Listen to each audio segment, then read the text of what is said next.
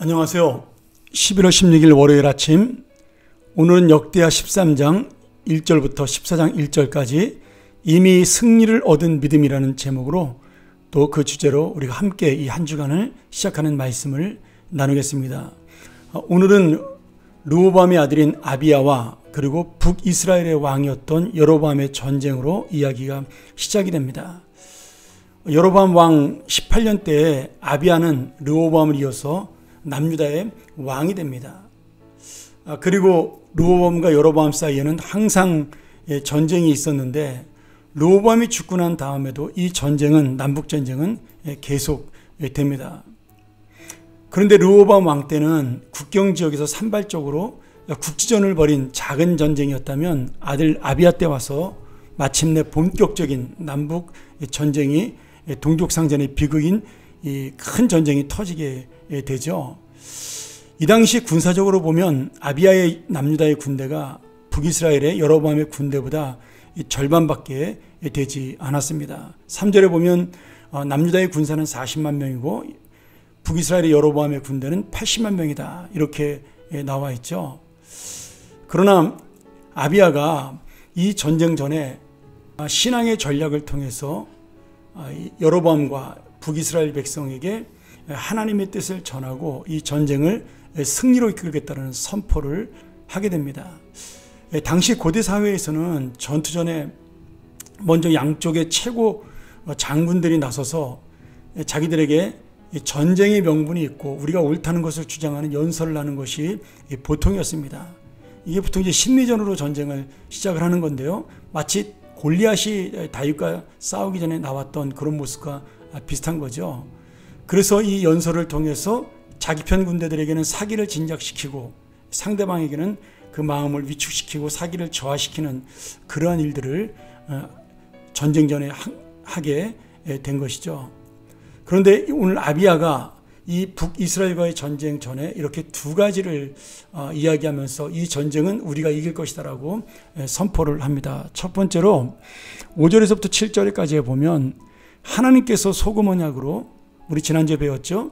이 소금 언약으로 우리 이스라엘 나라를 다윗 왕 우리 할아버지에게 영원히 주신 것이다. 그런데 너희는 그것을 반역하여 새로 세웠으니 너희들의 왕권은 정통성이 없다. 그러나 우리는 하나님의 언약으로, 소금 언약, 변하지 않는 언약으로 세워진 정통성 있는 나라다. 그 이야기를 하는 거죠. 물론 남북이 갈라진 것은 르호보암의 잘못에 대한 하나님의 징계이긴 했지만 사실 이 말은 어떤 면에서 보면 맞는 신앙적인 말이기도 한 거죠. 또 하나는 아비야가 이렇게 지적을 합니다.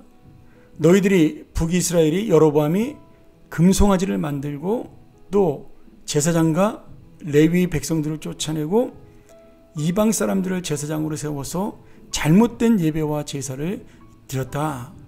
그러니 너희들은 하나님을 향한 예배를 왜곡시키고 그리고 하나님의 통치를 인정하지 않아 하나님의 진노와 심판을 산 백성들이다.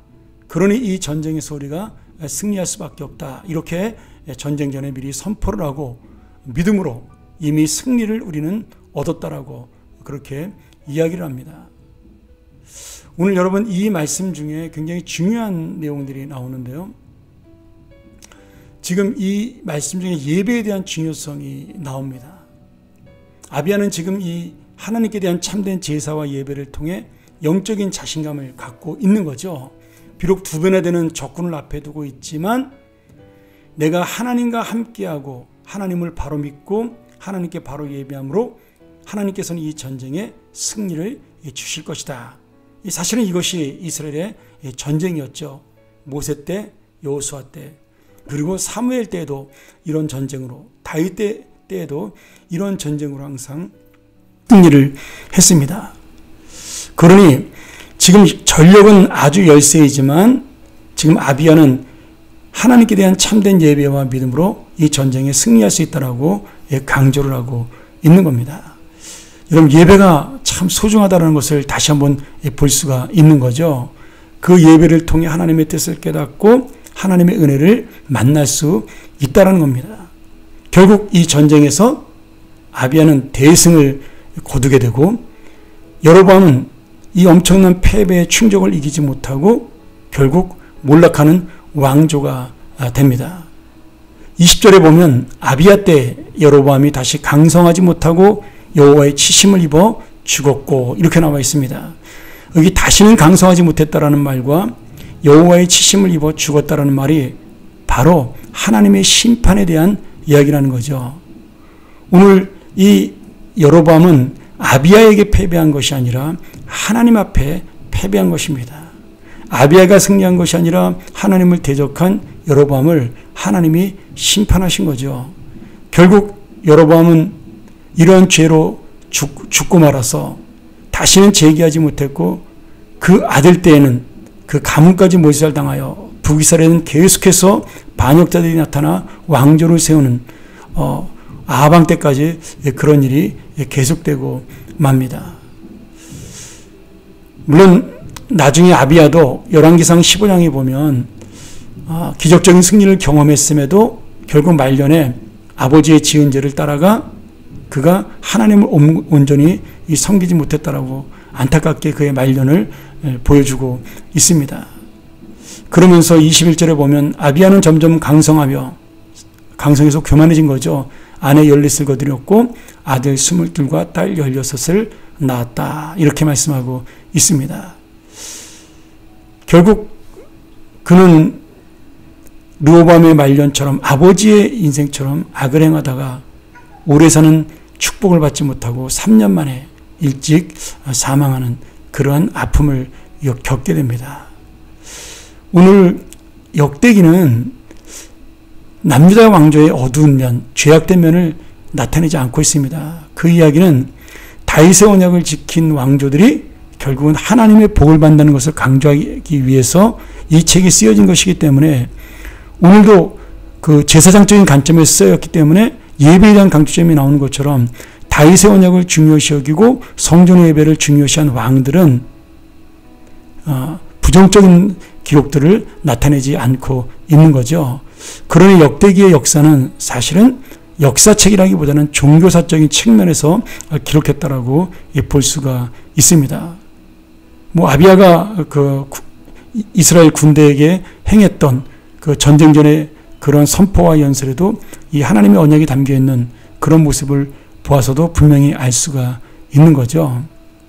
오늘 여러분, 오늘 아비야처럼 불완전한 사람도 하나님께 바른 예배와 바른 믿음을 가지고 있으면 하나님이 사용하십니다.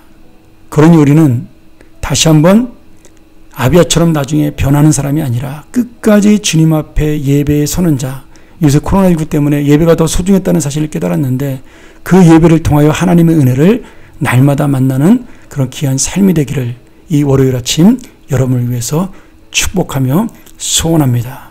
함께 기도하겠습니다.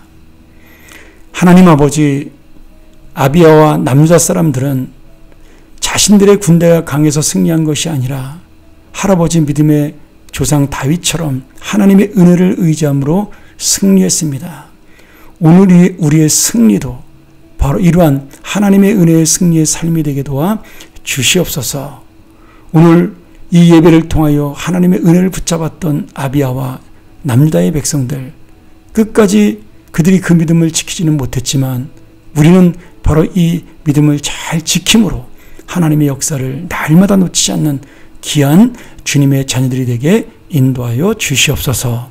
예수 그리스도의 이름으로 축복하며 기도하옵나이다. 아멘. 우리 시간 다시 한번 이 말씀 기억하며 묵상하고 마치겠습니다. 하나님, 내가 예배자로 살게 하여 주시옵소서. 하나님의 은혜를 붙드는 자로 살게 하여 주시옵소서. 우리가 한번 같이 묵상하며 그의 날마다 승리의 삶을 살게 하여 주옵소서. 기도하겠습니다.